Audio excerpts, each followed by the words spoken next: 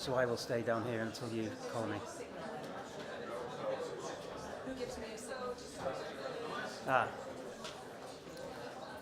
Yeah, I will do that.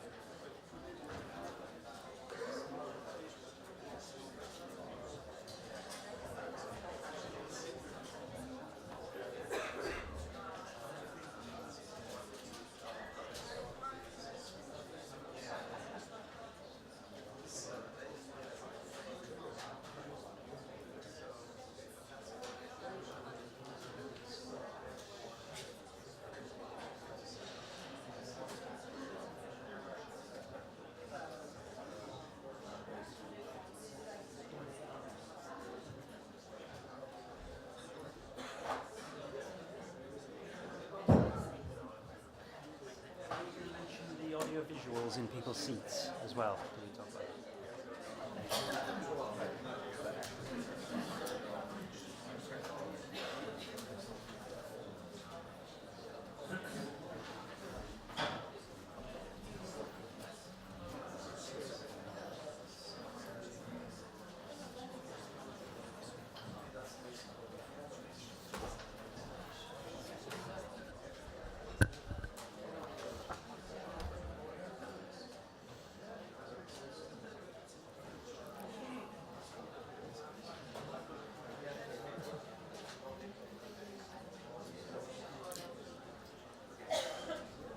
We're good? Okay, you may settle. Ladies and gentlemen, we're about to begin. Thank you for taking, I think, a gentleman who's just come in, if you can kindly take your seat. And thank you for broadly filling from the front. That's very rare and greatly appreciated, really, for speakers and my good self alike. Because when most people put themselves back there, it really is quite disconcerting. So thank you very much for that. I think you did it without being asked. Esteemed speakers, ladies and gentlemen, good morning. And a very warm welcome to those of you, of course, here in the Residence Palace, and those joining us online from the comfort of their homes and offices. Hello to whoever you are. Welcome to today's conference, organised by the Pew Charitable Trusts, entitled Countdown to 2020. How far has the EU come in ending overfishing? My name is Katrina Sickle, and I'm very, very delighted to be your moderator today. Now, first things first, it's very obvious we have interpretation today. We've got English on channel 1, you can see on the wall here. We've got French on channel 2, German on channel 3, Spanish on 4, and Polish on 5. So take a second. It's like being in a plane seat. It's very exciting. If you look to your left and you open, it's a bit like Mission Impossible, you will find a headset. So 1 is English, 2 French, 3 German, 4 Spanish, 5 Polish. You simply need to make sure that you are tuned into the right channel. Take a moment to do it. And quite excitingly, you will also see something else in there, which is your microphone. So when you wish to speak, you need to yank that out. It's just in the same place towards the front. Yes, thank you very much. Well done. Yes. Show and tell. The lady here is doing show and tell, okay? So that's how it works. For the speakers, ladies and gentlemen, if you're speaking from here or panelists from here, you do not need to push any buttons. The technicians will do it for you, okay? Likewise, very important, are all phones on silent, please? Can you check that? Just while you're getting busy with your hands, can you check your phones? Just for my own personal survey, because I do this at every moderation, because it's quite instructive, who could leave their phone off until lunchtime? Who could not look? Oh, God, I was... Okay, 3 people. There's always 1. It's usually a lady, but okay, 3, not bad. You could, genuinely? Yeah? Excellent. I applaud you. I could as well. Okay. So if you do leave them on silent, you are absolutely welcome to tweet comments, questions, quotes, you know, words of wisdom, #CFP 2020. There is a lovely lady here, Vera, who is going to be having a look what comes in on Twitter and curating it. So anything we miss or any burning question that comes from the wider community, I will be exchanging with her throughout the event to see about including those questions or comments. Okay, so virtual audience, do get busy too. Please be aware we have a photographer in the house. That's very obvious because, look, there he is. He's not going to wave. That would be so cruel of me because he's actually moving the lens. There is a photographer in the house. If you're happy to be snapped, then obviously just flash him a smile. If you're not, you do not need to run away in horror. You just need to shift yourself somewhere else, okay? Do the celebrity thing and don't get snapped. So we're together today for a good few hours until 5 o'clock when the conference is going to close after some final words from EU Commissioner Carmen Uvela. And from now until then, we've got a couple of introductory speakers, and then we're going to chew over this very complex and wide-ranging issue in a series of 4 panels. Just very briefly, I'm not going to go into the details because your 2 introductory speakers are going to give more details. We are here to take stock, yes, that's the most appropriate word, take stock of the EU's Common Fisheries Policy. We're going to debate how it's being implemented, and as the conference title makes clear, we're going to be really looking into overfishing. Now, at the same time along the way, we are going to put the spotlight for a moment on landing obligations. We're going to exchange some opinions about discards. As I said, it's very wide-ranging. It doesn't need me to tell you that. It's complex. It tends to incite some very, very strong contributions from diverse stakeholders, and we've got an assortment of stakeholders in the House today. Let me just take a quick read of the room. So for those who are coming up on the panel and want to know who you're speaking to, you might want to turn around. Just with raised hands, very simple. Do we have any representatives of national ministries in the House with us today? Anyone from a national ministry? Okay, so those 3. And who do we have? Anyone from the European Parliament? Thank you, welcome. Thank you. Industry members? Where's industry? I love that. You get the prize for pick me on the front row. That was, you thrust your hand up so far. So they are all, oh no, we have some here. I was going to say, I like to read like Freud, where people sit in the room. Okay, so industry here and some here. Anyone from a control agency? No. Any funders in the House? Okay, perm reps? Okay, they've stayed very far from the lady at the front, these people here. DG MARE, anyone from DG MARE in the House? Hello, you also did a pick me, I like that. Okay. Thank you. Who have I missed? NGOs, where are you? You're everywhere. You're everywhere. Yeah, what do I hear? Yeah. Okay. So thank you very much genuinely for playing ball, because it is helpful for me and for the speakers. I'm nearly done. We are going to hear from lots of people today to stimulate what I trust will be a very productive debate. This is where my only bossiness is this, a real emphatic request that comes from me, not from the organisers. And here's my quote, and I already slightly terrorised the first panel with this. There's a great Greek Stoic philosopher called Epictetus, and he said, "We have 2 ears and 1 mouth, so we can listen twice as much as we speak." So I tend to say that as a moderator at every panel. Please listen. It is a bit of an echo chamber. You know each other's relatively, each of your positions. So let's really keep our ears open so that we have a really productive debate today. And all I ask is that any contributions, and from panelists and audience alike, keep them nice and concise and to the point so we can hear as many voices as possible. All right, that's enough preaching. You've got coffee breaks at 11:15, coffee break at 15:30, and you've got a 90-minute lunch break at 12:45, okay? So you can refuel, you can tweet, and you can network. I'm done. On that note, all of those instructions, I would like you to please give a very, very warm welcome to the project director of Pew's Ending Overfishing in Northwestern Europe campaign, Andrew Clayton. A warm round of applause, please, for this gentleman. Okay, good. Okay, thank you to everyone who's made it here today, and to those watching online as well. Makes me very happy to see such a full room as a fish geek, and it reinforces, I think, that we're here to discuss some important public policies. 5 years ago, the reform of the Common Fisheries Policy was a big moment. Fisheries management is multifaceted, it's complex, it's surprisingly political, or maybe not so surprising when you think about the very valuable resources involved and the ecosystems that transcend international boundaries. So agreeing far-reaching reforms to this common fisheries policy was quite a big deal for the EU. Decision makers at the time quite rightly congratulated themselves on their level of ambition in the policy after what had been a lengthy reform process under unprecedented public scrutiny. And I think that democratic basis for the CFP is really important, and so is monitoring that this policy is actually implemented. So the reason we're here today is that we're entering the 5th year of this policy. It's a really good time to take stock of implementation. And as the title of the conference suggests, the countdown to 2020, there are some big deadlines approaching. There's some urgency for some of the CFP's biggest objectives. So the CFP aims to end overfishing by 2020. We're rolling out the landing obligation to all stocks subject to catch limits by 2019. And we're also sequentially rolling out multi-annual plans that implement the CFP's objectives in each region. And all of this we're doing in close collaboration with an increased list of advisory councils and through new member state groups. And the aim of this was to make decision-making less remote and less centralized, more consensual.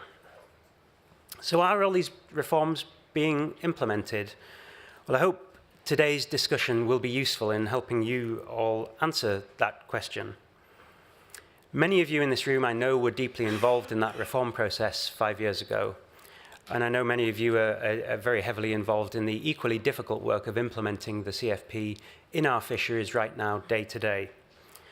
We have a diverse panel and diverse speakers today and a diverse audience, so we might not reach consensus on everything, but I hope we can leave with a better understanding of how the policy is being delivered, what remains to be done, and the benefits of getting this policy right. So on behalf of Pew, I'd like to thank all the panelists, all the speakers today, and all of you in the audience for your participation. Before we start, before we get into measuring exactly how far we've come, we want to briefly take a look back. So we want to look back at that reform process, that lengthy reform process. I want to remind ourselves of the high hopes that we had for this new policy and remind ourselves of the level of ambition in the policy that the EU institutions adopted at that time.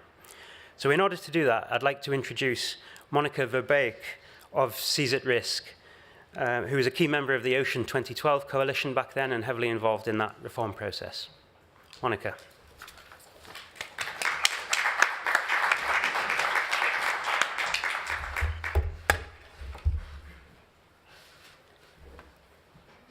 So, now of course, which button should I push? Probably this one. Sorry. Oh, it's a very good question. Yeah, it's many buttons. That one, that I think. The big one. Which one? Which button, please, Dickey?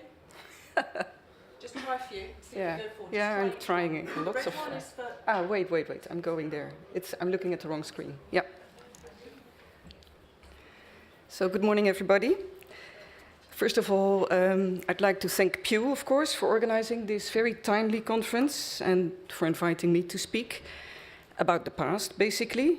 But it is meant to take a step back and remind us all of how we actually arrived at this point. And in preparation of this conference, I had to refresh my memory. And when I was looking at all the pictures and going through some old documents, it really hit me how much ambition there was to make European fisheries sustainable and how many people were actually involved during this 5-year-long process. So, well, I talk on behalf of 32 members. That process started almost a decade ago, in 2009, with the publication by the Commission of its Green Paper, and that was still under Commissioner Borg. And that paper highlighted the bad state of European fisheries. It mentioned overfishing, fleet overcapacity, heavy subsidies, low economic resilience, and a decline in the volume of fish caught by European fishermen. And it concluded that the CFP at the time had not worked well enough to prevent those problems, and it called for a wide stakeholder input for an ambitious reform. And I quote the Green Paper, it said, "This must not be yet another piecemeal, incremental reform, but a sea change, cutting to the core reasons behind the vicious circle in which Europe's fisheries have been trapped in recent decades." Now, that is ambitious language for a Green Paper. And this call did not fall on deaf ears. A new commissioner came in, Mrs. Damanaki, and after a wide stakeholder consultation, the Commission published an ambitious proposal in 2011 to reform the CFP in order to make fishing sustainable. And for the first time, the European Parliament had a very strong role to play in the following negotiations with the new co-decision process. And this ensured a whole new dynamic. Within the European Parliament, a cross-party campaign group was formed, which was called Fish for the Future, with MEP Chris Davies as a secretary. And the aim of the group was to promote reform of the EU Common Fisheries Policy to ensure to have more fish in the sea, and so more jobs for fishermen. And the group organized many events. And on top of that, MEP Isabella Lövin had a very influential website. It's called the CFP Reform Watch. And that had the latest developments on the reform process, opinions and information. And all of that, activities in the parliament, contributed to ensure a wider involvement. But the interest in the CFP was not only limited, of course, to the European institutions. Pew took the initiative to gather 5 organizations, NGOs, Pew, the Coalition for Fair Fisheries Arrangement, Fisheries Secretariat, New Economics Foundations and Seas at Risk. And together we created in 2009 the Ocean 2012 Coalition to support a fundamental reform of the CFP. And later we were joined in the steering group commission by Ecologistas en Acción. And during the reform process, that coalition steadily grew, and by the end it consisted of 193 members. And that were not just environmental NGOs, it was a very diverse membership. It had diver clubs, aquariums, kayak clubs, research institutions, small-scale fisheries organizations, sport fishers organizations, and there was even a fish and chips shop. And they were all interested in healthy oceans and sustainable fisheries. Now, Ocean 2012 looked to members of the parliament and EU fisheries ministers to support a new CFP that would stop overfishing and end destructive fishing practices and deliver fair and equitable use of healthy fish stocks. And they closely cooperated with WWF, Greenpeace, BirdLife and Oceana to support the CFP process and the decision makers with numerous position papers, breakfast briefings, dinner dialogues and all sorts of other events. And they also joined forces with small-scale fisheries organizations. And that resulted in a joint declaration on securing sustainability through the CFP reform. That was signed in La Coruña and later presented to the Commission and the Parliament. Now, all these activities were not confined to the Brussels bubble. The reform process drew in many people. Activities of Ocean 2012 in member states helped raising people's awareness of overfishing and CFP reform, and it encouraged people to support decision makers in their very difficult work. So from 2010 to 2012, many groups and individuals took part in European Fish Week activities. It was a wide range of different activities in many member states, all in the same week in June around World Ocean Day. Seminars, workshops, exhibitions, paint a fish events like this one, film screening, etc., etc. All sending a very clear message to decision makers to end overfishing or fishing will be over. And at many of the events, the people in the end formed a fish shape, like here and there and more. And this fish ship was meant to fix the message of end overfishing or fishing will be over in a picture. At the same time, the UK celebrity cook, whose name I really cannot pronounce, I'll try again, Hugh Fernley Whittenstall, thanks, launched his fish fight campaign to stop discarding, and he reached millions of people through his TV shows. And there was, of course, Fish Love, with pictures of naked British celebrities with fish that also helped raising awareness and contributed to the campaign to end overfishing. Now, all these activities made people aware that there's more to fisheries than the December news on quota, and that overfishing needed to stop. And all this public attention and huge and sustained effort of NGOs and civil society ensured political ambition. And that translated into really heated negotiations. And these were key negotiators, one in the room. And ultimately, we got a fundamental reform of the CFP.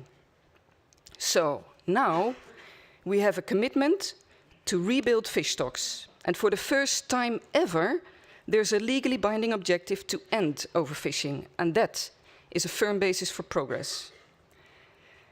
There are provisions that could lead to an end of destructive fishing practices if properly implemented. There's a landing obligation that aims to reduce unwanted catches, a requirement for governments to allocate fishing opportunities based on transparent criteria, which may include environmental impacts, and an encouragement to provide incentives to low-impact fishing methods, backed up by funding from the EMFF. There's a requirement for member states to report annually on their fleet capacity in relation to available fishing opportunities based on fleet segments. And they have to provide action plans to deal with possible imbalances. All that should help to address overcapacity, especially as failure to report can result in the suspension of EMFF funds. Multi-annual plans can install a holistic, ecosystem-based and regional approach to fisheries management. They are required to contain measures to rebuild fish stocks and objectives for conservation and technical measures, as well as measures to avoid unwanted catches. And they may also include measures to minimize environmental impact of the fisheries that fall under the plan. There are also specific provisions to establish protected areas and fish stock recovery areas, and there's clear links with EU environmental legislation, especially the Marine Strategy Framework Directive to achieve good environmental status by 2020. And fish is one of the indicators for good environmental status. So, this package, if implemented well, all these provisions provide a very good basis for healthy fish stocks and a thriving fishing industry. Now, going back to the start, the Green Paper actually started with the Commission's vision for European fisheries by 2020. And I'd like to quote, "The continuous decline of catches by the European fleet came to an end around 2015. Rampant overfishing with a large impact on coastal economies has become a thing of the past. Nearly all Europe's fish stocks have been restored to their maximum sustainable yields. For many stocks, this means that they have increased considerably compared to 2010 levels. Fishermen earn from these larger fish populations composed of mature and bigger fish. Young people from coastal communities once again consider fishing as an attractive and stable means to make a living." Now, that was an ambitious, nice vision, and we have a package to achieve that vision, and we have 2 more years for this vision to come true. Now, the CFP we have, it has all the necessary tools if implemented well. So this is what all the organizations and all the people that got into action to get this very ambitious CFP wanted, and their eyes are now on the very implementation of this package. Thanks.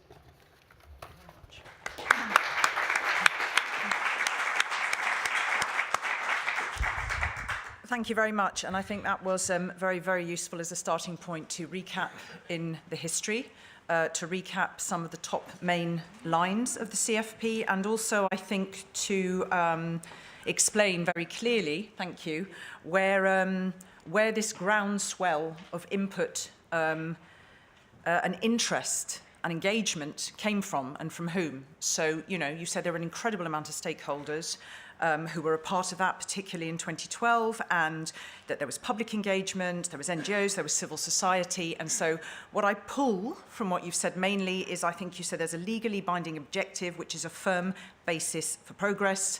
CFP has all the tools to implement well. Let's have a look at how far we've got to go in terms of ending overfishing. Where are we at with that? So your overview very nicely leads us into the first debate, and we're going to ask the question, obvious, how much progress has been made towards ending overfishing by 2020? So before I just give you a very basic overview, and I'm going to ask for a little poll from you guys. Let me get my panelists up here to join me, please. So can I ask from the European Commission, Maja Kirchner from DG MARE, please? Thank you.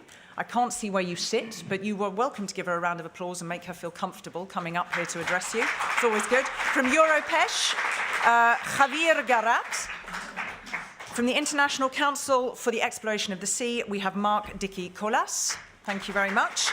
And welcome back, please, from Pew Charitable Trust, Andrew Clayton. And you can sit next to me. So, I will call upon each of you in just a moment. Let me just very, very briefly, I'm not going to go too much because I think you know what the starting point is. So, of course, the CFP, the word ambitious was used there. There's a legal requirement to end overfishing to achieve by achieving the maximum sustainable yield. I think you all know this acronym, MSY, exploitation rate for all stocks by 2015. Now, we've passed 2015. Okay, now we're looking towards the 2020 deadline, which is coming into view quite rapidly.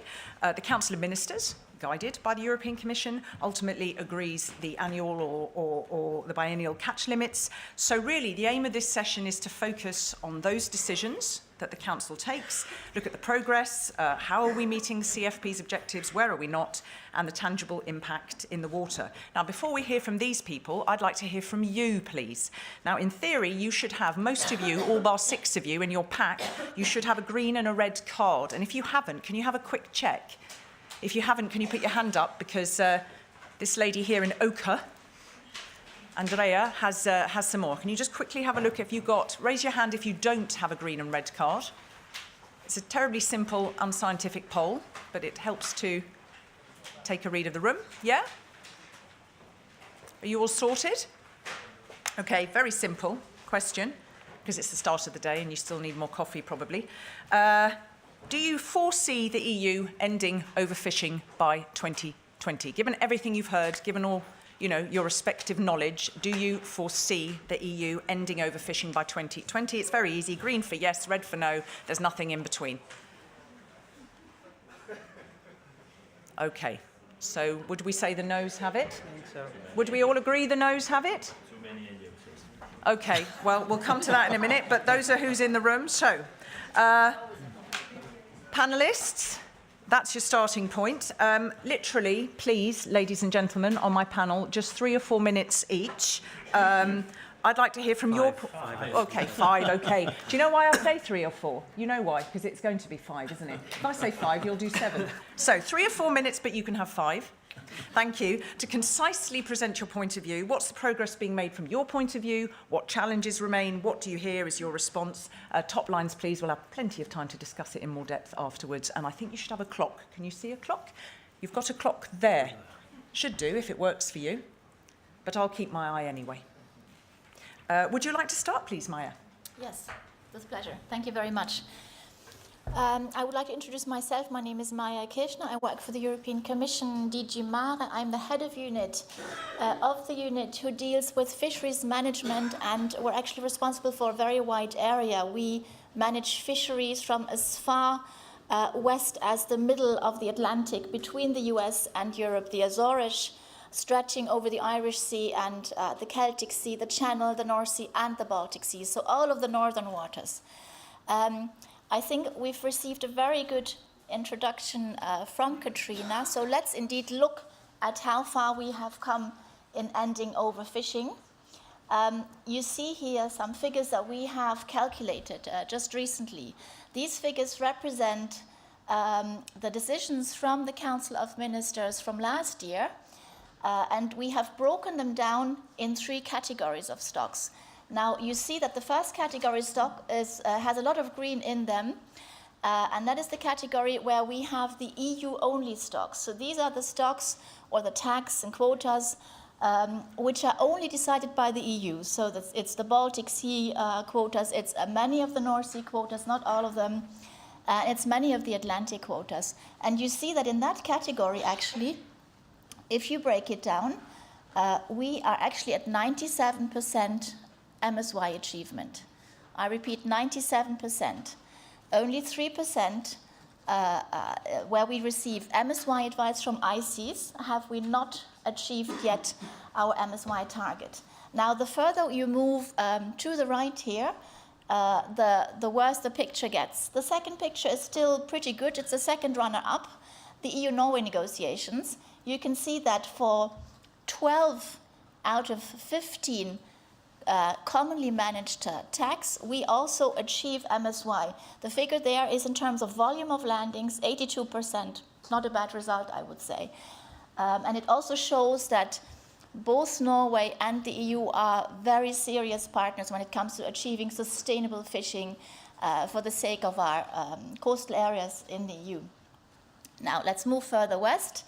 Coastal state stocks, some of you might wonder, what is that all about, and what's the situation? Why is it almost inverse here? It is actually inverse to the first figure. For the coastal states negotiations, you need to know that we're only at an MSY achievement of 3%. So for 97% in terms of volume of landings, we have not yet achieved MSY. So what does this picture show us? I think it gives pretty clear messages. First of all, if you look at the first column, I'm going to say it, there's a huge added value of the EU because it shows that we can achieve something really good if we work together. The first column is not just down to the Commission or the member states. I think it is also very much down to many of the people who are here in the room, to the NGOs, because you have worked very much with the industry and with the Commission during the last reform of the fisheries policy.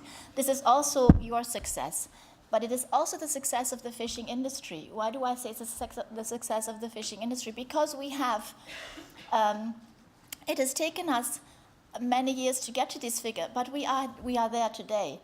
It's the success of the fishing industry because they have also put in place the so-called industry management approaches. What is that? It is like a multi-annual plan, but not devised by the EU, devised by the industry. I'll give you concrete examples.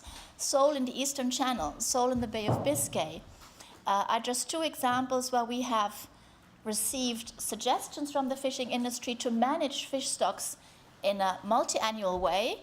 And thanks to these management approaches that came from the industry, we have actually achieved MSY management for these two stocks in 2018. So I think that really deserves a round of applause. The picture also shows that the more you start to involve third parties, international parties, the more difficult it becomes to come to an agreement. So you see for the coastal states, there are several partners around the table. We discuss with Norway, we discuss with the Faroe Islands, Iceland, Russia. For many of these stocks, we still even need to come to what we call a sharing arrangement. There's no agreement on who is allowed to take how much of the fish. So this is a very interesting picture. This picture concentrates on the MSY advice stocks only. And I think I'm going to stop here and respect the timing that Katrina has set to us. And I'm sure that there will be many questions later on that I'd be happy to answer. Thank you very much. Okay.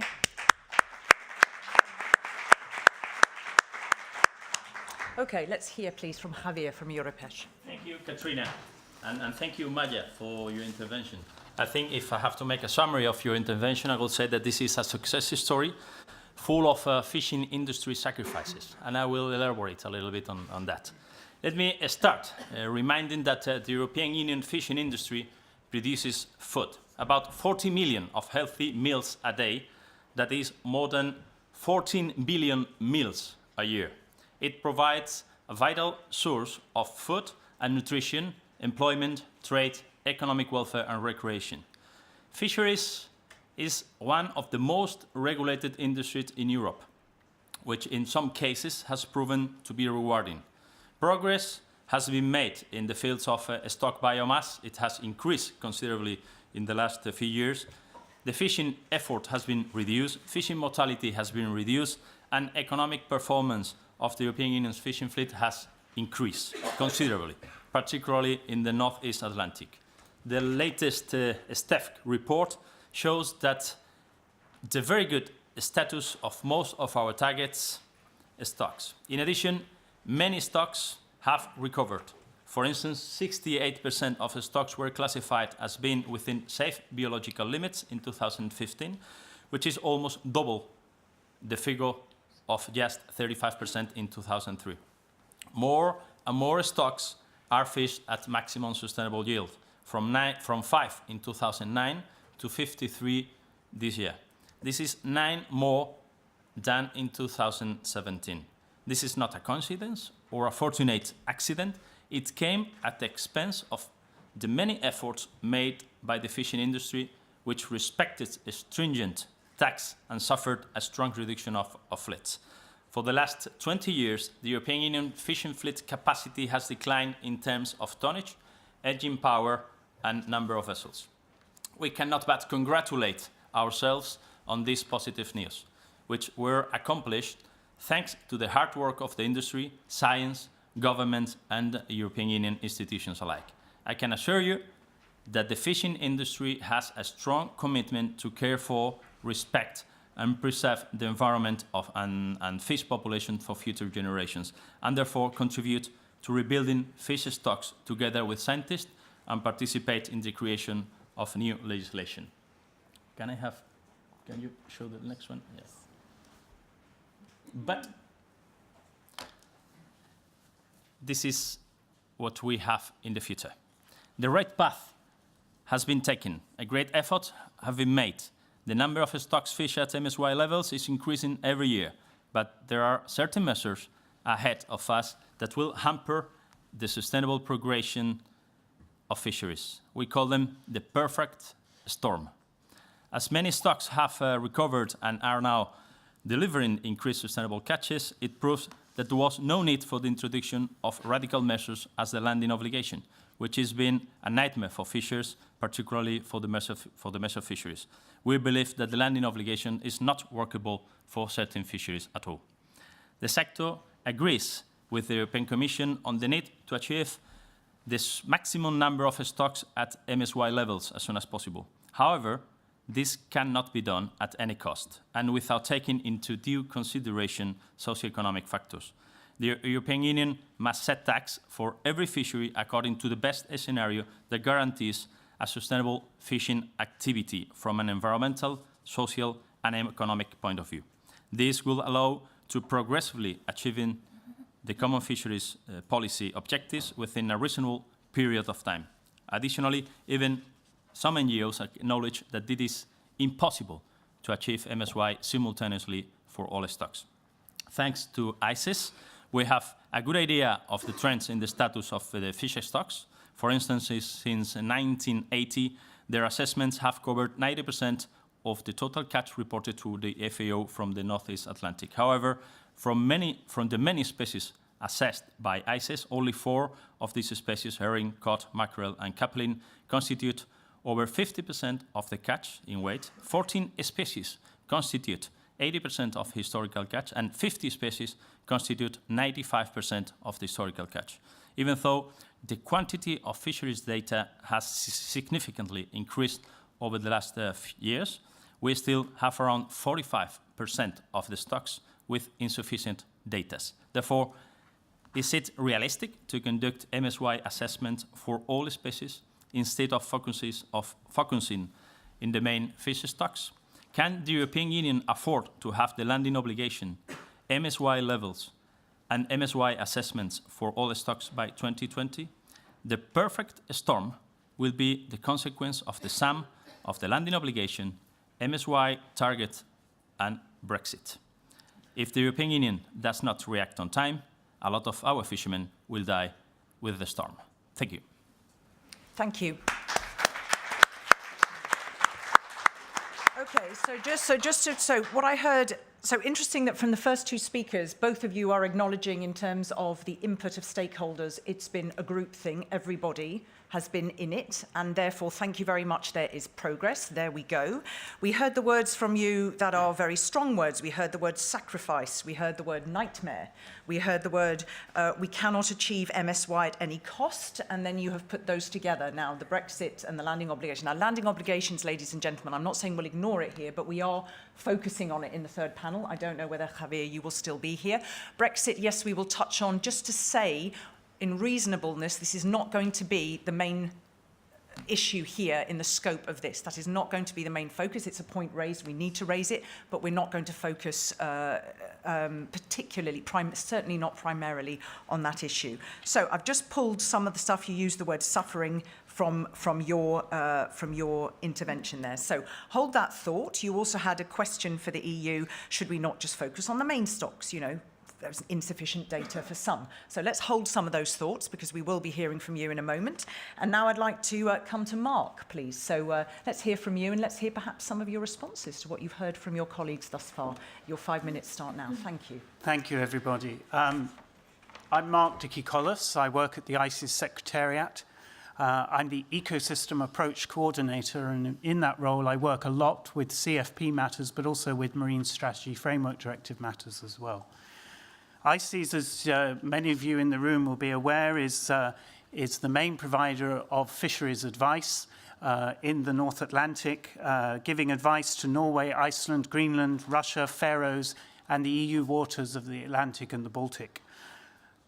We want to make it very clear that the advice is using credible, internationally peer-reviewed methods, trying to give it in as transparent a method as possible, hopefully conforming to the Aarhus Convention as well. So, I have 2 slides, and unusually for me, I don't have that many pictures. But what I want to emphasize is not where we are, but how we got there, and also, could I have the, thank you. How we got there and also where we're going. ICES provides EU catch advice mostly within the EU on agreed management plans. And those plans are based on the following very clear internationally agreed policy objectives. They are the precautionary approach, they are maximum sustainable yield, and they are ecosystem-based approach.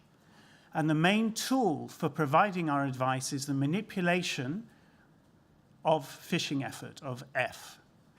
Now, within the last reform of the CFP, we now have aspirational biomass targets as well, but the main tool for managing the fisheries is F. And the result of managing via F is that if you look across these 3 areas, this is the biomass, the amount of fish in the sea, and the pale lines are individual stocks, and the dark line is the average of those stocks, not weighted by catch, but an average of each stock being equal. And as you can see, we have a biomass that is picking up as we head towards 2020. The Fs, the fishing mortality, are already coming down, but this is the result, which is generally well internationally expected to be later than the Fs coming down. So things are changing, they are moving. Now, there's something that is very important to remember. European MSY is not the traditional MSY. ICES, in talks with the industry and with DG MARE, have gone out of their way to emphasize that the sustainability is as important as the maximizing yield. And with that in mind, if you look at the line there that says S, so the S in MSY is sustainably protecting the biomass and the productivity. And the advice that ICES gives makes sure that the biomass of the fish stocks cannot be threatened. It cannot be put at risk. And that is written into the management plans that are now agreed in the Baltic and the North Sea. But also we have the issue of giving managers space to move, and that is about the ecosystem approach, ecosystem-based management. It's about mixed fisheries. And in that, we take Ray Hilborn's idea of using pretty good yield. And that means, if we go over to the little picture there, rather than aiming for those 4 boxes exactly of catch coming from the biomass, we aim for perhaps 3.5 on each side. And that gives people more room to wiggle in terms of negotiations and talks, and also dynamics of the ecosystem, which are always unpredictable. But a crucial point of ICES advice is that it's not just about where we are, but it's about where we're going. And all of the advice that comes from ICES is actionable. If things are going wrong, we take action. If the biomass is too low, if the F is too high, the advice rules that we use say that things must change. And that comes through. So unsuitable fishing mortality or biomass can be integrated and instigates action. Thank you.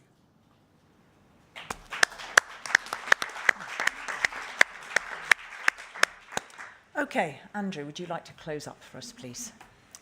Okay, well, I will make things slightly easier by agreeing with quite a large chunk of what has just been said by the other speakers. So we are indeed seeing incremental progress, and we have an increasing list of stocks that are fished in line with the MSY objective. So it's clear progress is being made, particularly for that subset of stocks that benefit from MSY advice and data and have that very clear science behind them.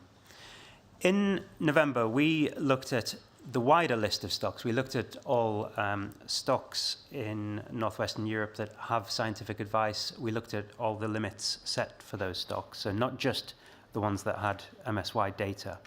And with Poseidon produced a report for us in November that looked back over the 5 years, looking back to the timescale of the reform back in 2013. And we concluded that the progress that ministers were making in the council, where they set the fishing limits, that progress was way too slow to meet the CFP's objectives. And this graph on the screen shows you the progress that would be needed to set all limits in line with scientific advice by 2020, and the outstanding percentage, the percentage of limits that tend to be set above scientific advice. This, despite being a different data set, kind of backs up what the Commission's own Scientific, Technical and Economic Committee for Fisheries said in their 2017 report, where they also concluded that progress was too slow to meet those 2020 deadlines. But I think, as Maja's data showed, there was a shift in the setting of limits for 2018. I've included here a figure for 2018, so this is from a slightly different data set, so I am mixing data sets here. It would be much easier if there was an official publication of this data to this degree of detail so that we could all use the same source. But we think for the 2018 fishing limits, this will be an analysis we published this week, that around 44% of those limits were set higher than the number in the scientific advice. So while this is not a good number, and this isn't necessarily good news, this is actually a shift. In terms of the way that Council makes its decisions, this is an improvement on those previous years. Perhaps not enough to move things ahead of 2020, but certainly a good step. And I think it, first of all, shows what can be done, and it also highlights the way that the Council makes decisions. I think if we had more time, it would be good to explore the dynamics in that Council process. It's not a very transparent process. It's not easy to tell who are the good and bad guys, but I think bearing in mind the October Council last year finished at 6 a.m. and the December Council finished at 6:30 a.m., and we were hearing that the Commission were really being resolute in holding ministers to their commitments, that we owe a debt of gratitude to Maja and the other Commission officials in the room for actually helping guide ministers to better decisions this year. So thank you to the Commission for that.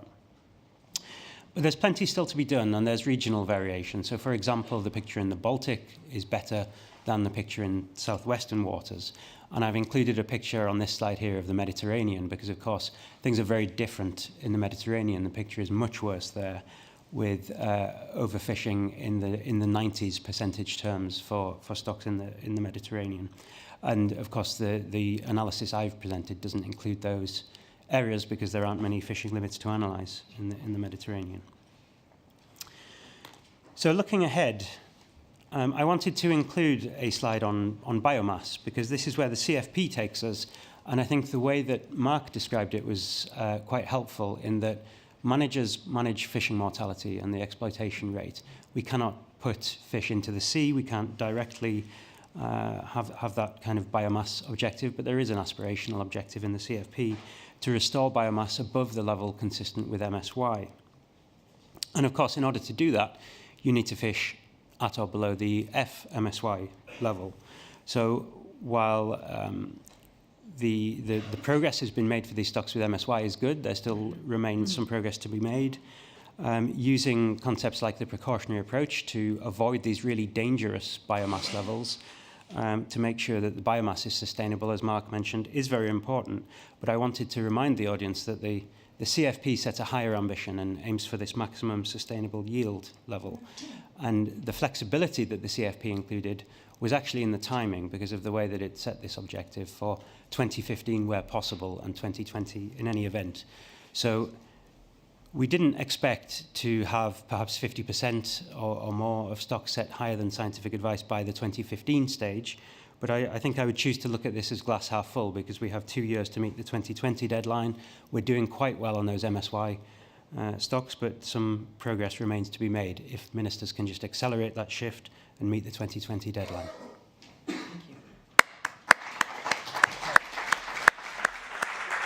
Okay, thank you. Thank you to each of you. I will open things up to the floor in a moment. There is actually a gentleman I'm going to call upon in just a moment, but I just want to, because I want to just unpick a few things here. On the, you know, we've got the legal aspect, we've got statistics, we've got emotions. I want to ask you a question, sort of maybe you can lean forward that way, otherwise I feel like we're speaking. I'm going to come to you, Javier, because you were the person who spoke with the most passion. You used very emotive vocabulary. When you say there's this perfect storm coming, and you've put those elements in there that you see, the Brexit, the landing obligations, and you say we can't achieve it at any cost. And then on the other hand, and we were talking outside, I'm a layperson. I read the newspaper, and I see, but hang on, that's what the EU's there for. It's been decided. There are member states. It's its job. This is what people have signed up for. You were alerting a perfect storm. How do you see that alignment then? So you're seeing the difficulties on that side, but the law is there. So how do you see that resolving itself when there are these legal obligations? There is a clear answer. We should change the law. This law, this Article 15 of the regulation is impossible to comply with, impossible. And I think that nowadays almost everybody knows that and realizes that, because when it was decided by the European Parliament, by the Council of Ministers and with the Commission on the trilogue, it was defined in a way that it's impossible to comply. So now we are in a road, and we know that we have the perfect storm over there. Now we're suffering some winds, and we can escape from them. Okay. But in 1st January 2019, we know that this perfect storm is there, and it's impossible. We are trying our best, and we will see later that there are several projects to improve selectivity. There are several projects to know what's the survival, their survival rate for species that can survive whenever you catch them. We are using new technologies to try to fish, not to don't fish those species that we don't have quotas or whatever. But at the end, everything together, it's still make our life is still very difficult. So let me just come in then. I'm harping on this point because it's where the very clear distinction is, and it's a very, very important point throughout the day, this, and then I will come to you, sir, because you're ready with your laptop. But just, so you talk about this and you say, okay, easy answer, impossible. Out of interest, me again, as a layperson, when we talked about the CFP as being very ambitious, and there was an incredible groundswell of support, and there was incredible interest from the public, so there is an obligation to make that law work.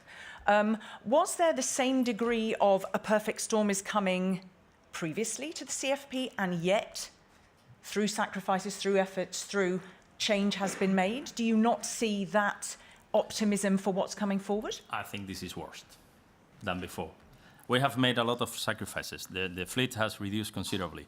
A lot of fishermen, a lot of people have no employment now because we had to comply with the Common Fisheries Policy, and we accept it. It's there, and the results are here for the biomass of the stocks. The result has been very clear. Also for the fishermen, because those who are still playing, working on fisheries, they earn more money, they are more profitable, and the fishing communities are taking advantage of that. But in this situation, putting together the landing obligation, the MSY 2020 for all the species, not only the main, and we don't want to discuss about it today, but Brexit is there and creates a lot of uncertainties to everybody. Okay. That makes this a storm. Okay, thank you. Your point is clear, and I will ask for some, it'd be interesting to hear people's points of view on this, but I just want to come back to the Commission, because you've sort of said impossible, it's worse. You just said thank you to the Commission because you said, I would, ask, how transparent this is with the Council. It's very closed doors. It's not traditionally transparent. So that, that's not sort of great from a consumer point of view, from EU and what we expect from the EU. Can I just come back to you, please, Maja, from the Commission, and sort of ask for your viewpoint on that. You know, you heard one thing, you know, here you are from the institutions, you hear something, I'm sorry, it just doesn't work. You hear here, you know, you're not from the council, but you hear, you know, there's, oh, how transparent is that? When you hear this, what do you say? Well, I say that years ago, we had 5 sustainable fisheries. Many years ago, we had a cod stock in the North Sea who was collapsing. This was around the time of 2000. Many years ago, we had a recovery plan for Northern Hague. So this is a plan to rebuild a stock that is also threatened by collapse. Today, we have recovered this stock. We have recovered the cod stocks, and we have recovered bluefin tuna. I'm sure that all of you here in the room will remember that only a few years ago, we had a Financial Times cover story about bluefin tuna, which also was about to collapse. If we have collectively managed all of that, if we have recovered all those fish stocks that were threatened by collapse, then I tell you that we can also manage this. We can make the landing obligation work. Are there problems? Of course there are problems, and there are structural problems, but I would say let's tackle them together. We've worked together, industry, NGOs, member states administrations, the European Parliament. We've made a really good new policy, and look what we have achieved. 97% of our landings in terms of volumes from MSY assessed stocks are sustainable. 97%. I would dare you look at Australian figures or American figures, and let's see if they can show the same figures that we can. The cod stocks in the Grand Banks have not recovered after more than 30 years of efforts. We have managed to do the impossible. If we manage this, I think we can manage the landing obligation. And let me go a little bit more into detail on how we can do this. The fishing industry has come a long way. They have put in place a lot of technical measures. There was a lot of gear improvement. Member states have closed off areas. There was a lot of innovation. There was a lot of investment also that was done. We would like to send the message that we need to continue this path, to see at where can we still make an improvement. And then we need to make an assessment at where are the residual problems. We call them residual choke situations. I think everybody in the room will understand what I mean. And we need to look at these residual choke situations. We need to list at all the measures we need to list all the measures we have taken, and then we need to see with the instruments that we have at hand in the Common Fisheries Policy, so flexibility to count catches against another quota, de minimis, high survivability, is it possible to solve these residual choke situations, yes or no? If we see that it's not possible to solve them, then we need to find a solution for them. Okay, and again, we will talk further on that in the third panel, we will. So I'm not going to, but let me come to you, Andrew, before I hear from this gentleman. Yes. Yes, just because Maja mentioned North Sea cod, I think this is a really shining example of how we should be positive about implementing this policy. So 5 or 10 years ago, North Sea cod was a choke species, and it would have prevented us from implementing the landing obligation very smoothly in the North Sea. It was a stock that was preventing the fishing industry from making money. Either those targeting North Sea cod, there were very low quotas and constraints on their use of time at sea, but it was constraining everybody in the North Sea because of their catches of North Sea cod. Now that is a success story where the level of overfishing was brought down to the point where that stock is not overfished. The stock has recovered accordingly, and now that stock is not the limiting factor in moving forward in the North Sea, implementing the landing obligation. Now we're dealing with a different problem. We're dealing with whiting. But it just shows that by solving that overfishing problem, we've actually fixed the choke problem. Okay. I will come back to you, Javier, and I will invite you in a moment. But can I just hear from this gentleman? Because it's interesting, we can break the ice from the floor and invite to comment here from Professor Rashid Soumeila from the University of British Columbia. Now, you are, I believe, a specialist in bioeconomics and global fisheries issues, so you will understand when we talk about different areas where the EU is compared to, the global situation. In a, cool 3 or 4 minutes, please, Max, as you're very well, quite strict. What do we think, what do we need to keep in mind, and what have you sort of heard here, the very clear positions here, and what do we need to be thinking about? What would you like to add at this stage? Thank you very much. You need to use your mic just for the benefit of all of I us. have to use the mic? You do indeed. Not that one. Yeah, it's right. This one. Indeed. Press it, take it off. It's so soft, I didn't want to. Ah, pull lovely. it We can loud. hear you. And yeah, keep it close. Thank you. Yeah, thank you so much. It's really good to hear the state of things in Europe as it has been given by the panel. I was extremely impressed, Maja, by your 97% number. If you give me 97% of anything, I'm happy. So this is really impressive. And the question I have for you is, from where? What was the percentage before? When? And how did you achieve this? I mean, how fast is it? Is it possible to achieve that kind of growth within the time you had? So that's the question for you. And in terms of my friend Javier, we always do this together, right? So you mentioned sacrifice, which is a big word, and I'm wondering, without sacrifice, there will be no future in most cases, from the personal to the national. You know, you really need to sacrifice. We have seen situations where people have not sacrificed, and the consequences are complete collapses. And the Canadian example is one. When I talk about sustainable fisheries in places around the world, like in the less developed parts of the world where really fishermen are tight with poverty and so on, people tell me, what do we do with our poor fishermen? You're talking about the future. And I say, if you take all the fish and feed them today, what will you feed them tomorrow? So you go into that loop. So there are some sacrifices you need to make, and I'm wondering whether, clearly you feel it's too much, but what is too much in terms of really saving the fishery?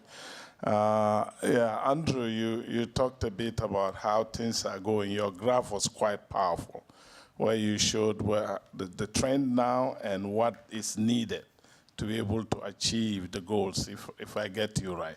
And you compare that to the 97% results, and then to me there is a bit of a mismatch there. So any comments on that? Hopefully I've saved you a minute or two, so I'll stop here and hear what they say. And no questions for Mark, who's remained very, very... Mark is fine. He had 2 slides, no figures, so I'm happy. Okay, just for a moment. So, thank you. Let's just deal with those, and then we still have some good time, and we can also... Would you like to add something at this stage, Mark, to what you've heard from everybody and the questions here? Yeah, I would like to add something. To start with, I think the first... There's been a lot of confusion, and I've been told not to look at statistics, but let's start. You can start doing anything when you start talking about catch or you start talking about stocks, and people are already mixing up the two. So when we talk about proportion of catch, be clear about that. When we talk about proportion of stocks, be clear about that. It's wonderful to see the failure of organizations like NAAF and the Coastal States Agreement, and we continually see that, particularly with the mackerel and other things like that. So the first slide I really welcomed on highlighting the issues with international negotiations. That's a clear problem. All stocks, all biologists agree, can never be fished at MSY. There will always be an error in there. There will always be problems. There will always be biology and ecology getting in the way. There will be stocks not fished at MSY. Agreement around the world, done. So it's that effort to get there which is important, but the target is unachievable, but the effort is crucial. And just to finish, and I'm going to get very, very picky, Andrew's last slide was wrong. And I'm sorry, Andrew. The biomass trigger is the lower end of BMSY. It is not precautionary. It is the aspirational BMSY. Thank you. Can I come back on that? I think you should, yeah. We'll eventually get to hear from you. It is not the precautionary. You missed the lengthy debate we had over that particular point over dinner last night as well, and it's guaranteed to keep people talking for a long time. I think one of the things that the work Poseidon carried out showed was that in 66% of cases, the MSYB trigger level is the same as the precautionary biomass level. And I think one of the things we struggle with is to get this across to the public, to say, okay, there's a legal regulation in place for the CFP, which is it translates the will of the legislators and the people around the time of the reform to aim higher and to set ourselves some goals. And we just want to be able to take that data and say, look, this is how we're doing. And I think that confluence between the biomass precautionary approach level and the B trigger level is something we constantly grapple with, and we would like to have a different data set, but we use what we have available to us. The situation is that where the precautionary approach is used, they are the data poor stocks which are coming through where we don't have enough data. So if you do it by proportion of catch, I think you get a very different analysis. Okay. I'm going to park that for the moment. And also partly because you said a crucial point there, which is when we try and explain it to the public. And I know we're not in the public here, but I think it's a very important point. And I think it just demonstrates, as you see, the complexities of this as well, you know. But I'm sure we will come back to that in a moment. I will come to you for answers to those questions in just a moment. I want to check, sir, are you taking us into a totally different trajectory? Can I stick with these questions, or what did you want to comment, or... let's hear from you, and then let's decide where to fit it in. Do say who you are. Marcin Ruciński, Low Impact Fisheries of Europe, Baltic and North Sea Coordinator. Okay. My questions are, well, very much region-oriented, so if you want to stick with the general thread, I can wait. Okay, all right. Well, go on, pose it, and then at least we can hear and they can have some time to think. Keep it nice and concise. Thanks. Well, in relation to the slide by Maja Kirchner, thank you very much. Indeed, there is a lot of progress. But when I look at the situation in the Baltic Sea, you have the Eastern Baltic cod stock, which is, of course, data limited, but not because of limitation on data, but because we don't have the right model. And we know for years and years it has been in a bad situation, and we need to do something about it. So this is why I've taken the red card instead of the green card at the beginning. And I hope that we can work on this stock more together, and we can make it happen. Not only in relation to, let's say, the cod itself, but also the other fisheries that have indirect bearing on the situation of the stock. And you know, Maja, of what I speak. Then the second question in relation to Mr. Garat. I'm very happy you said about sacrifices of the coastal communities.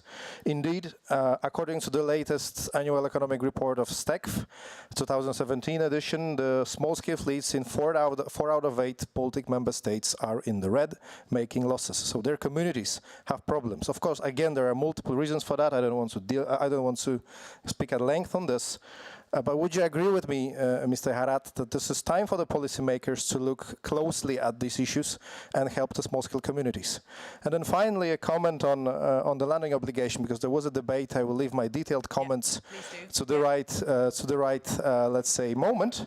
But I would just say that the way I'm understanding the landing obligation is also avoiding unwanted catches in the first place. So my appeal would be choose the fishing ground and timing of fishing wisely, and I certainly agree with Maja. We're going to make it. Wir schaffen es. Thank you. Thank you. Okay. Yes, and indeed, we will look in more detail. So, just very briefly, and perhaps you can combine here some answers. So, first of all, just very briefly, that we were asking about where did you come from and to, and the speed. Tiny little bit of a recap there. And also, yes, talking about the right data models and working on stock. So, you know, a comment here with the Baltics. Is there anything specific that you can add there? Javier, yes, indeed. I mean, actually, you did raise a question, which I'm glad you did and I didn't, which is this notion of sacrifice and sacrifice across the world. You're right, there is no progress, and I know, I'm sure you will say, but there is a limit to sacrifice. Without it, there's no future. So I'd like to just hear briefly about that, but also in coming back to what Maja had said, you know, there are instruments in the CFP. You know, there has been innovation, there has been investment, there has been gear improvement. There are instruments in the CFP to tackle what you say are some of these elements of the perfect storm. And if they're not there, what do we need? Where do you sort of sit with that? And then, yes, a little bit, I think Sir said you've got this 97% in some of your stats, so I don't know if you want to clarify something here to have an understanding there. And what was the other one? Indeed, was the issue of policymakers helping. That was the other, Javier. Sorry, I beg your pardon, from the gentleman here. Do you think that for these very small fisheries, policymakers can help? So, can we start with you, Maja? Can we come to this, the issue of percentage, how fast, and what about these instruments? Yes, thank you, Katrina. I think that it's very important, indeed, to repeat what our ICES colleague has just said.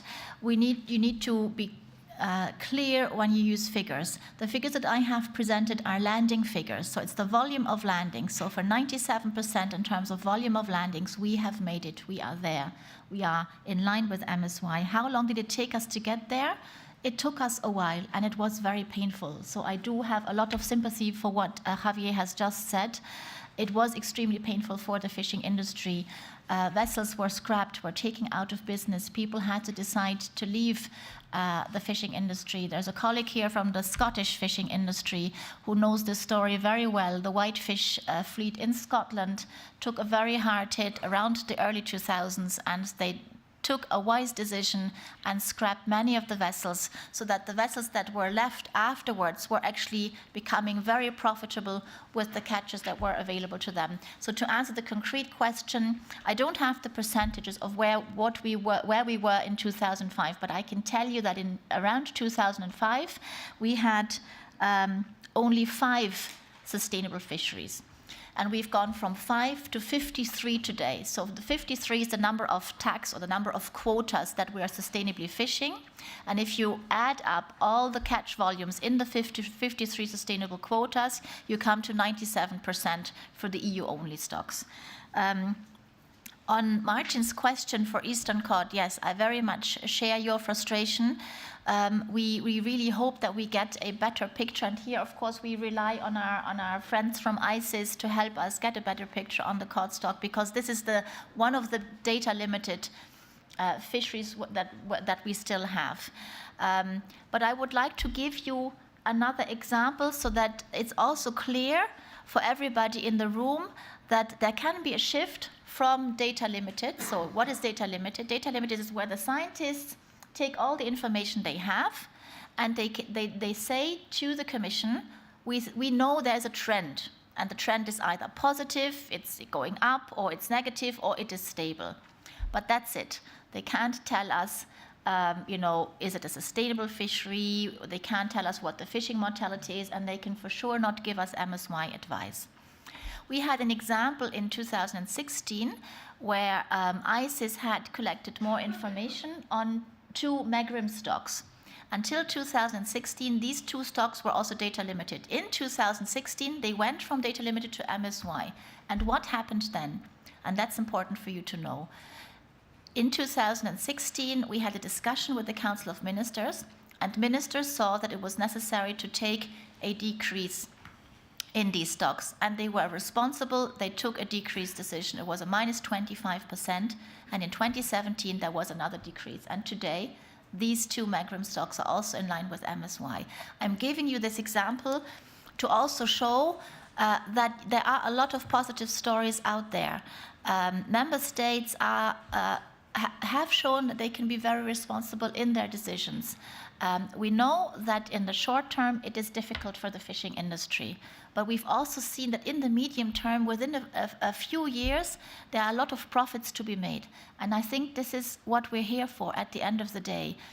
It's not about leaving the fish in the sea. It's about making sure that we have big fish stocks that can produce the economic base that our coastal regions need in Europe.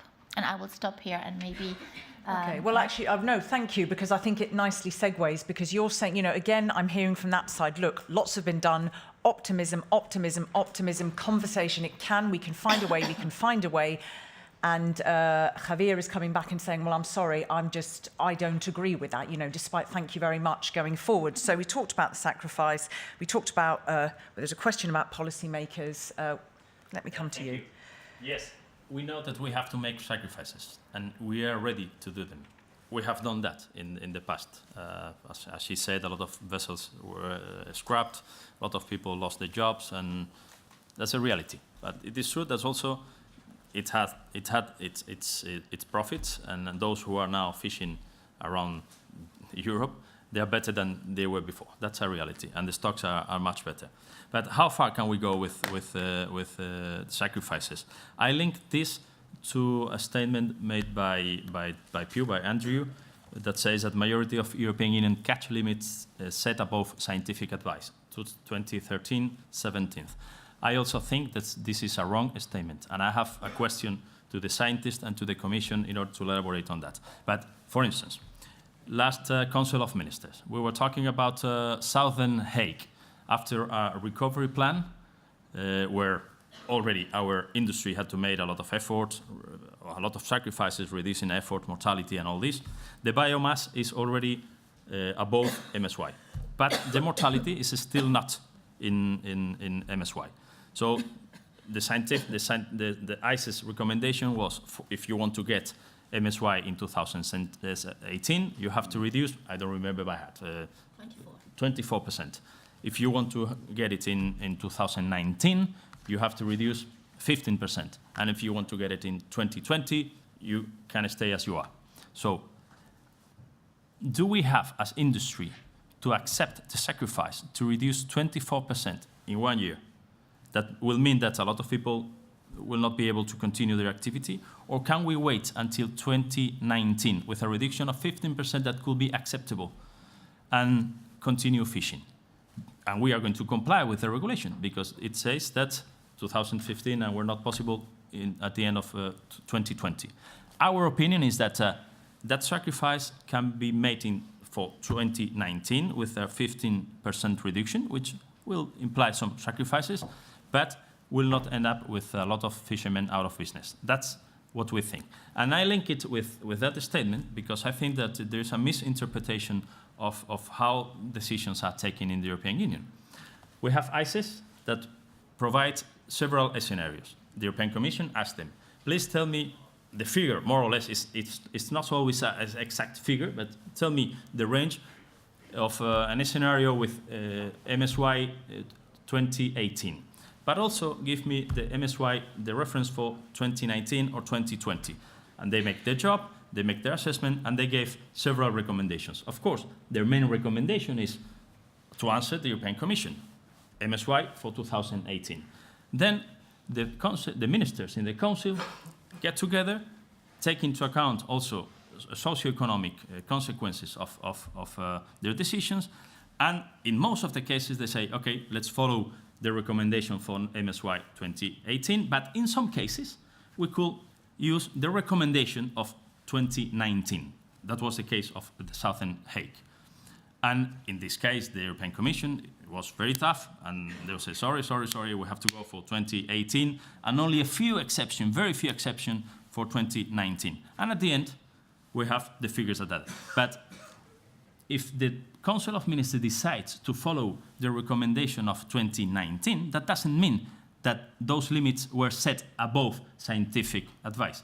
And I would like the representative, Mark, from ICES to confirm what's their role, and the European Commission to decide what's the role. And to answer him, yes? Okay, just nice and concise, please. Yes. Okay, so we're having role confirmation. I'm going to hear also from Monica, but yes, please. We consider that both the small scale and large scale vessels are very important in the European Union.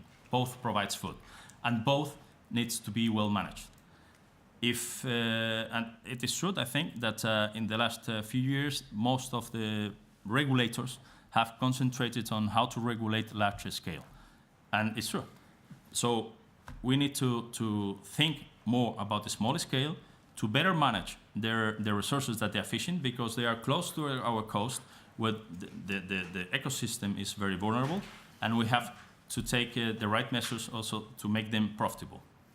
Thank you. And I think, again, and I keep insisting upon this because it's important, somebody who's just going to be a newspaper reader and come to this, I think what is very tricky is that if there is to be a good way forward in dealing with what you will also say are challenges coming up that you put your finger on. We talked about everything being actionable, Mark said. You coming out with there's statistics as evidence, everything's actionable. But we've got already all of these different conversations around statistics. So me, as a member of the public, I go, whoa, I can't even think about whether, okay, the legislation needs to be respected, but hang on a minute, I've got all of these parties saying different, so I don't know what the basis is of all of this. It's very, very complex. Let me just park it for a second. I know you want to come in there and reply, but I just wanted, you've got a brief comment, please, to come in, Monica. Thank you.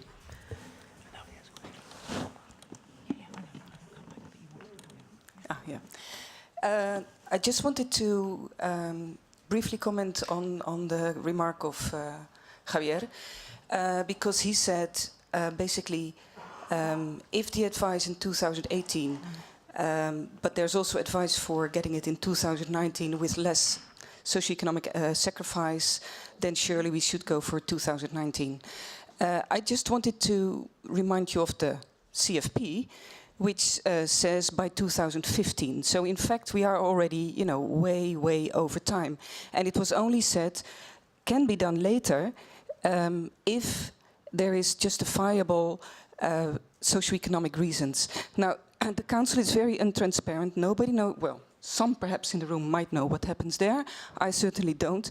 But I never, ever see any justification of any Council decision going not for the MSY the next year. And I think that is really lacking, and it should be there, because that's actually required by the CFP. Okay, thank you. Let's... yes, but very briefly, please. I don't know what other member states do, but I know that in Spain, our government has sent the same information to the NGOs and to us concerning the socio-economic impact assessment of a decision. This happened last year, and we received it at the same time. So we're doing that in Spain. I don't know how it works in other countries, but we're doing that. Anybody else add about other countries? Anybody have any comments specifically on that, on other countries? Not anything new to introduce. Yes, sir. Please tell us who you are. I hope so. Just hold it a bit near. Press on. Yeah, there's a link. Sorry, my name is Colm O'Sullivan, and I'm from the Irish Department of Agriculture, Food and Marine. Just on this specific point, we do exactly the same thing as is done in Spain. If we do a full sustainability impact assessment on the Commission's proposals every year, that's publicly available. It goes through our parliamentary procedure. So I understand the point that Monica's making. And I've heard it a lot before, that people talk about the lack of transparency at council meetings. But in terms of our positions, and I think it's true of a lot of member states, all of our positions are publicly available. Everything we do as a ministry is available through freedom of information. It's all on our website. I think our positions going into council are extremely transparent, just to make that point. All right, thank you. Thank you. So now, are we talking specifically on this? We're not opening it elsewhere, because I just want to stay with this for a moment, and yeah? No, just park it for a moment, please, because I want to give Mark the chance to come back, because Javier had asked a question. What is your role when you provide these statistics? Can I give you a moment to come back on that, please? What is our role? Our role is to provide advice, and I actually don't like that word advice. I think what's better is the evidence that conforms to society and internationally agreed management objectives. That's our job. The targets that we aim for and the buffers around the certainty, the risk, should be decided by society and by managers and stakeholders in partnership working together. That's clear. Occasionally, in the absence of leadership or guidance, we do step in and make suggestions. The crucial thing is we do it using the best available science at the time that's internationally credible and peer-reviewed. So that's clear. The other role that we have is exploring the impact of the implementation of management plans and commenting on the risk to the populations and the risk to catch and yield in terms of future options for management plans as well. So that's our role. And to summarize it, we provide the evidence to meet the objectives that other people set. Okay, thank you for that. I'm just going to hold there for a moment, because I think we've got to a question and we're going to stay there for in just this same vein for a moment. On statistics, do I understand it coming in from Twitter? Yes, thank you. So we have a couple of points made by Marcus Kniege on Twitter that I wanted to reflect, and they relate to scientific advice and transparency, and as you were saying, Katrina, making stakeholders understand what progress has been made. So firstly, he asks if the Commission could put the scientific advice in its proposal on tax and quotas, because right now the proposal reflects a percentage reduction of the TAC from the previous year, instead of saying how does the proposal relate to the scientific advice. So that would make it clearer for stakeholders to see, what is the progression in terms of reaching the advice and in reaching the CFP objectives.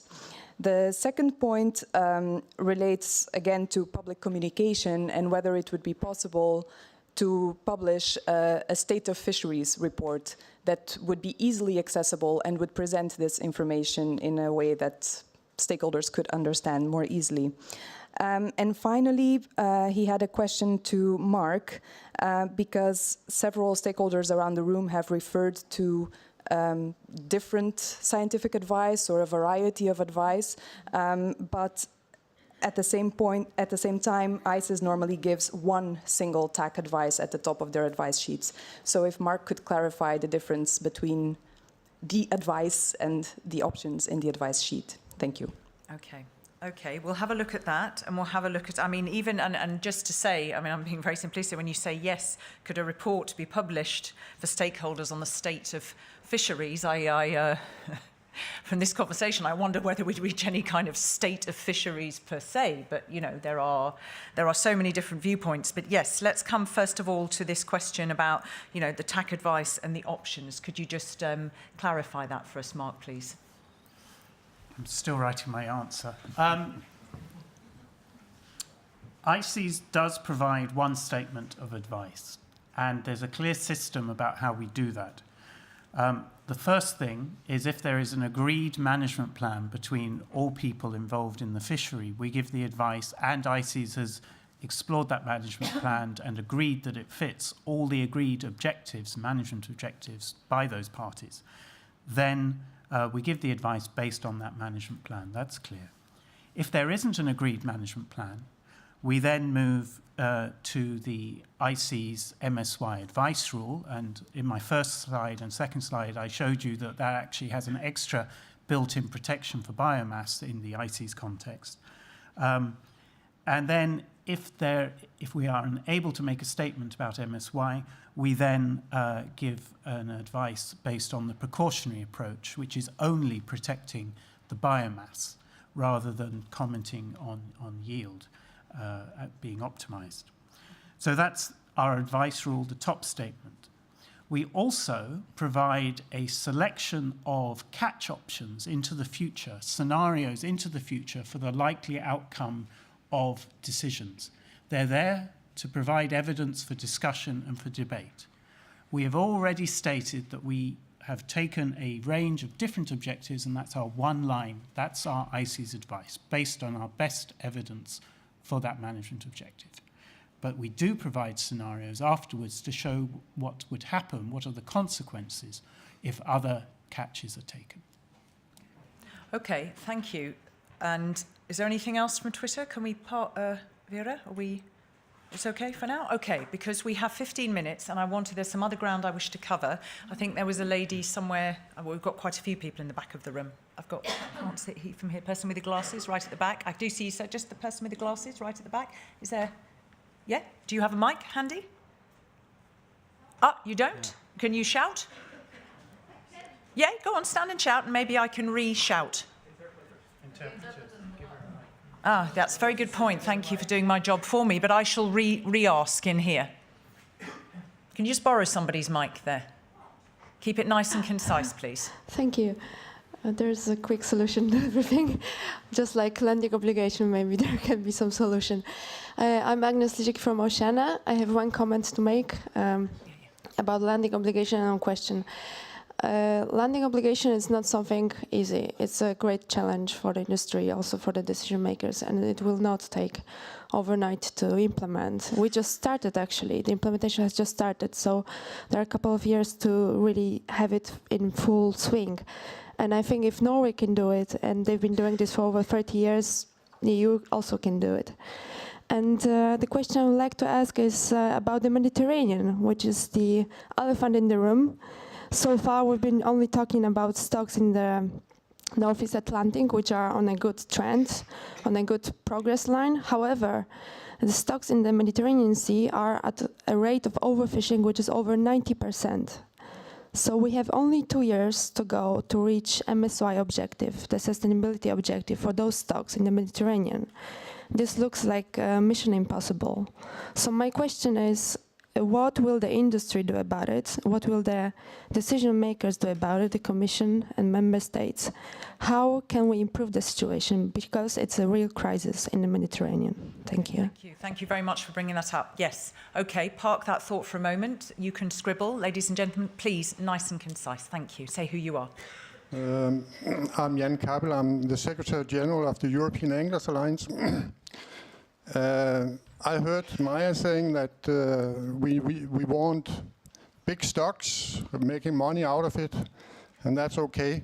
What's forgotten is that some of us want also big fish, and the system is very much, the fisheries management system EU's, is very much about commercial fishing only.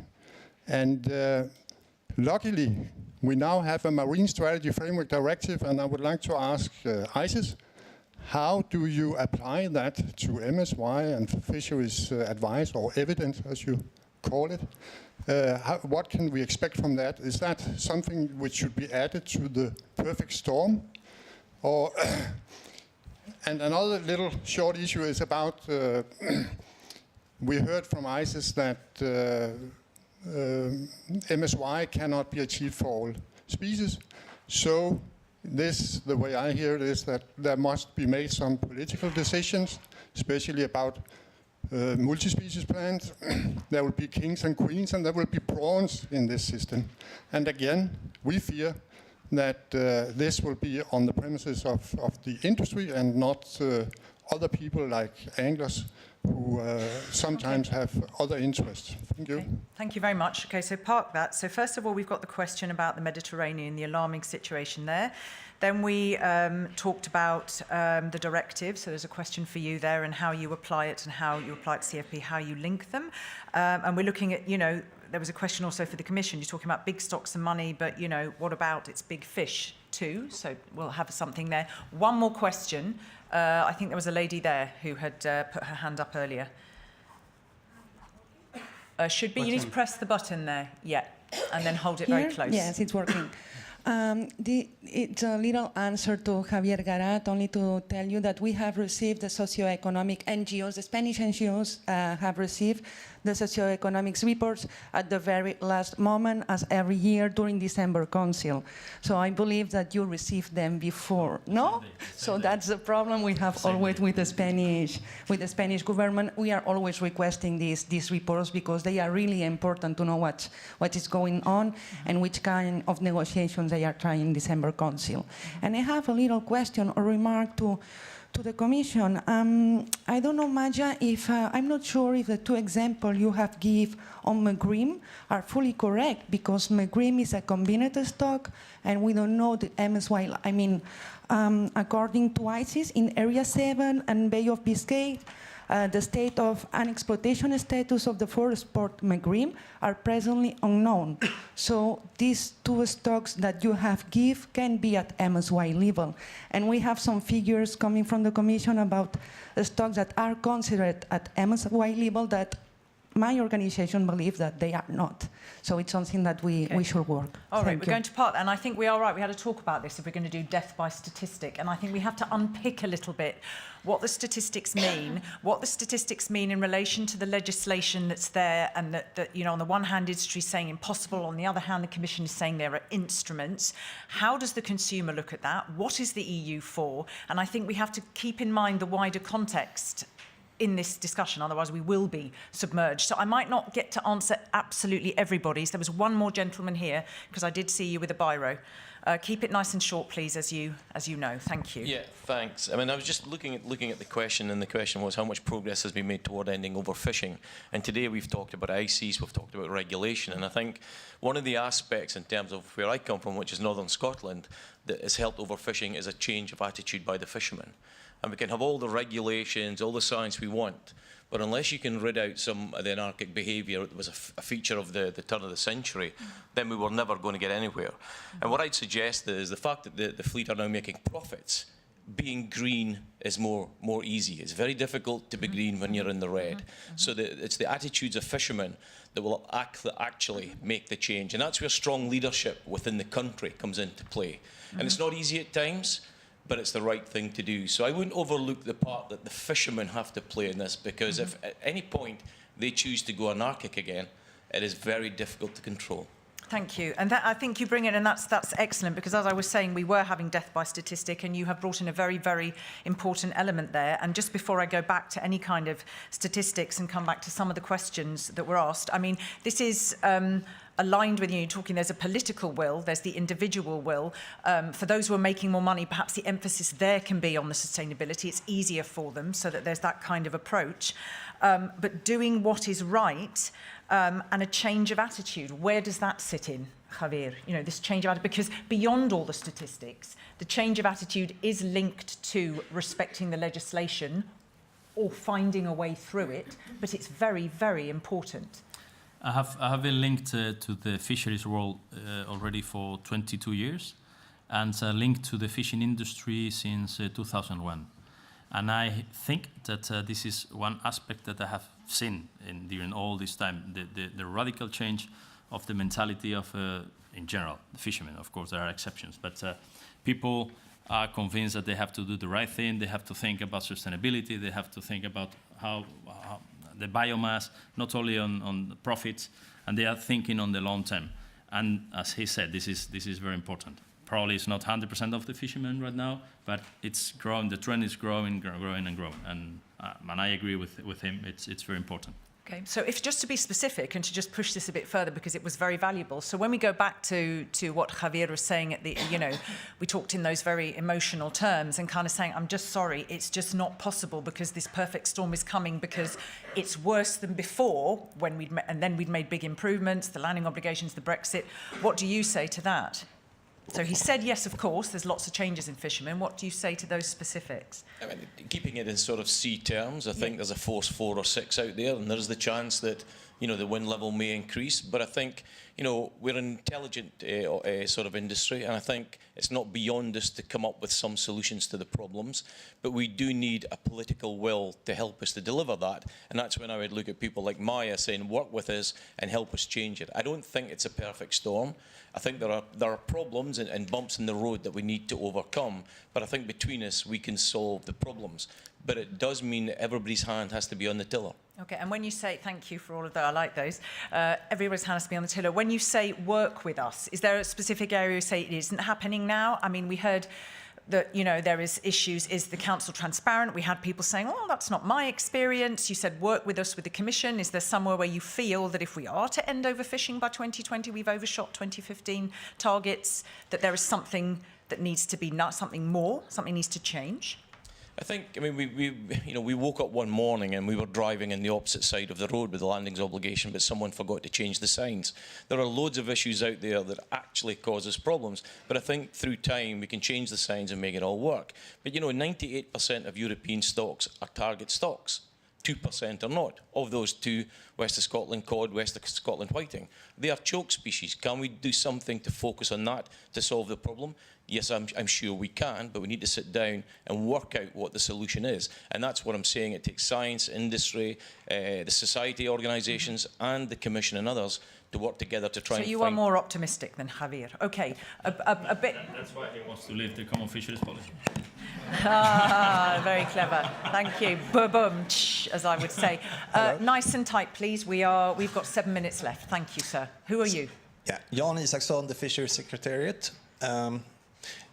In this context, I think it's a good timing now. I would like to remind everyone about there is another timeline at 2020, and that's the good environmental status under the Marine Strategy Framework Directive. And I was thinking about that just to take us back to the beginning here when Maja presented her figures about the amount of volume, and we saw Andrew's presentation with the number of stocks that were meeting MSY. But under the environmental legislation, there is actually a requirement to meet it for all stocks and not only by volume. And the only perfect storm I see here, Javier, is actually for the environmental legislation objectives. I'm sorry to say, looking at the volumes, the industry, yeah, they will make it, but will these species that are caught as bycatch, choke species, etc., that we have that we are obliged to protect, will they make it? I welcome you to comment on that. Okay. Thank you. Thank you. What I'm going to do, ladies and gentlemen, because I'm sure you all need a coffee and a breather in a minute. So because there's a lot that we've discussed, I'm going to give each of you a last word, few words. But if we can, I'm sure, recap, take into account, I can just review some of those outstanding issues that have come your way. I will probably miss some, but just to recap for you, Maja, there was a question about whether the EC could put scientific advice in the proposals. We did have that coming in on Twitter. And we did have a question from the angler on, is it just about the big stocks? What about the big fish? And we had a question on the Mediterranean. So perhaps we can have a look at that. Javier, likewise, if you could come back on what this gentleman has just raised and also this issue about the Mediterranean and any final points. But again, ladies and gents, just literally a couple of minutes, please. I know, Mark, there was a question there. We talked about the directive and there was a question that came to you in how you apply it. And any other last points that you would also like to make from what you've heard that didn't get covered or you would like to clarify. And Andrew, perhaps you could do a sort of a summary of what you've heard and anything else that's been missed coming in that you feel might be helpful for people to take away into the coffee break. So Maja, can I start with you, please? Yes, thank you very much. I'd like to answer Marcus's question whether we can put the scientific advice in the Commission proposal. Well, let me tell you two things. First of all, the scientific advice is, of course, publicly available on the ICES website. We actually sit glued to our computers on the 30th of May when we get the Baltic Sea advice at midday, and we sit glued to our computers on the 30th of June for the North Sea and the Celtic Sea, Irish Sea figures. Indirectly, the scientific advice is actually in the Commission proposal because for all of the stocks, for all of the tags where ICES proposes the MSY advice, that's what we propose in the, well, ICES advises on the MSY figure, that's actually what we propose in the Commission proposal. So it is indirectly there. On the questions about the Mediterranean, I would like to tell you that Commissioner Vella will come and address you at the end of the day, and he's going to inform the audience on all the action that the Commission is taking for the Mediterranean and the Black Sea, where we do acknowledge that there's a lot of backlog and that we need to do better in the future.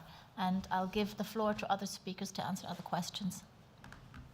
Okay, thank you. Well, concerning your point, of course there are different perspectives, but at the end, what we look for is for sustainability in the three dimensions: environmental, social, and economic. And I think we have to work on that. And for us, as I said, it's the perfect storm. Others will think differently, but we need to work together to try to get this balance between the three aspects. Concerning the Mediterranean, we are also, as fishing industry, also very concerned about the situation. We have already been working for 2 years with scientists, with our governments, with the European Commission to try to revert the situation. It is not easy, that's clear. Probably during too many years we have forgotten the Mediterranean. We were concentrated on TAC and quotas on the Atlantic, North Sea, Baltic, and the Mediterranean that are full of small-scale vessels, not too many large-scale vessels, and probably because there were too many and too crowded. Politicians probably didn't take care, they didn't take the appropriate measures in the past to have a normal situation. But right now it is urgent. I know that in different countries we have been working with scientists and governments to try to have new regulations. For instance, in my case, in Spain, pretty soon we will have a new management plan. We are waiting for the European Commission proposal, but you don't have to forget that as happened with coastal states negotiations, we're here not only talking about European Union member states, we're also talking about African countries like Morocco or Algeria or Libya, and it is not easy to have a common management plans. But for that reason, the General Commission for the Mediterranean is there and is working to try to arrange measures for everybody, but it is not easy. But I agree that it's important that we take measures as soon as possible. Okay. Before I move to Mark, sorry, did you answer the gentleman from the angler who was talking about it's not just about the big, because you'd Did I miss that answer? Just in a couple of sentences, I feel. Yes. Yeah. Thank you. Yes. Thank you, Jan, for your question. Very much agree with you. I think that's also what we want: bigger fish, because we know that bigger fish fetch better prices, and we know that better quality fish also fetch better prices. So we are, I think, fully on the same line with you there. Okay, Mark, please. Yeah. ICES, working in partnership with JRC, are the main advisors to DG Environment on the issues of fish within the MSFD, the Marine Strategy Framework Directive. And it is indeed the quite ambitious set of environmental objectives for the marine environment. Along those lines, we are currently thinking and exploring ways in which fish size can be built into the existing management plans. Fishing at MSY may be appropriate in terms of the size of the fish population, the individuals within that population, but it also may not be, and we're exploring that, and we're in talks with DG Environment and also DG MARE about ways forward to explore and bring those all together into the analysis. So we are well aware of that objective within the MSFD. That's very clear. Just to finish on this, I just want to re-emphasize that in terms of MSY, Europe has set itself an extremely ambitious goal, because the MSY, the sustainability issue, is higher and tighter and world-beating compared to any other MSY in the world. So even the US MSY is a traditional MSY without the precautionary buffer built in. Absolutely. We're the only place in the world which has the precautionary measure within that. Australians have MEY, which is different, but in terms of MSY, we're the only part of the world that builds the precautionary buffer into that target. So there we are. Okay, thank you. The clock is ticking. Let me give a couple of moments to you, Andrew, please. Yeah, I just wanted to touch on a couple of things I've been itching to respond on. So one was Javier said that there is a misunderstanding of how Council makes its decisions. And my reaction to that is, of course there is. There is a misunderstanding because the Council makes its decisions behind closed doors, and we really struggle to get the justification for some of those decisions. So what we see is the very impressive scientific advice that Mark has referred to. If you just have a look at the ICES webpage, we have pretty good information for the stocks that we're taking decisions on. And we see the Commission increasingly just propose limits that are in line with that scientific advice, so the numbers exactly match in increasing number of cases. And then we see the Council meeting, and we see a different number, a higher number coming out of the other end.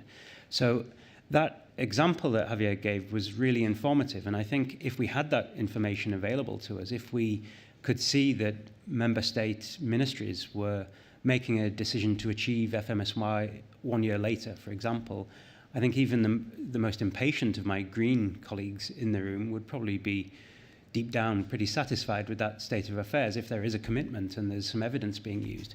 But I'm not quite so optimistic about how member states do their business. I used to be a member state official, and I don't see this level of justification coming out of those decision-making processes. We hear that there was some late economic evidence tabled, or maybe there was some new science tabled. We never see these documents. We don't see what basis was used to make those decisions, but improved transparency would certainly help us understand these figures better. Andrew, things have changed since you left the government. Okay, maybe my fault. Just out of interest, for those in the audience, who is, has the same feeling on that as Andrew? Same evidence, same, it's just not, be happy to see the evidence. It's just, okay. Thank you for the green card in there as well. That's for the double endorsement. And who is more in things have changed, and actually I think it is, and we criticise the council, but okay. The industry. Okay, so I'm not going to even attempt to sum up, all of that, just because I think we've had enough discussion. What I will say, and what I do think is very valuable, is I do come back to what I think is very evident to you is, yes, everybody is saying that everybody's made progress. We had a very clear comment there that everybody has to stick with it. Absolutely, it's a no-brainer because we have to do what is right. So people have to shift their standpoints. I leave with the kind of feeling with this whole issue around transparency of council. The Commission is asking what comes out. We don't really know. Receive it at the last minute. And then you saying, but it doesn't work. I, as a citizen, go, holy cow. Then where are we at with that kind of legislation and legislation in similar domains? What are we asking for? If we need more time, but we've got time sliding and we're already, going past, some first target timings, if we keep doing that, which we need to do too, to allow people, where do we get to? So I don't have the answer to that, and I don't have the answer to your simple, it doesn't work. I don't have an answer, but it's very interesting to see where it sits. And I think that the gentleman from Scotland does make a very valuable point, because behind all of this, in order to make the legislation work and to find the solutions, you have to come with the attitudes. And there's no question about that, fitting the two together. I thank you very much. I would like to take a poll. I'm being thrust the card. So you might not have changed at all, or you might have changed. So who feels any more enthusiastic, less enthusiastic, optimistic or not about the EU ending overfishing by 2020? Who feels gloriously about to get caffeine enthusiastic that overfishing can be ended by 2020? Oh, right, okay. And who doesn't? Okay, now it's a bit more level. Okay, just put those down. Who shifted who changed their mind from one to the other in the course of the beginning to the end? Anyone change their mind? No. Okay. So, quite frankly, we've all done a rubbish job up here. Okay. So, thank you very much. Before you go, you've got till 11. I'll give you a little bit more time till 11:50. Please be back here at 11:50. Regionalisation, implementing the CFP through multi-annual plans. I think we'll have as much emotion there as we did in this one. Go and get some caffeine, tweet, chat with your mates. Wait, please, a very big round of applause to these 4 panellists, please, for coming here.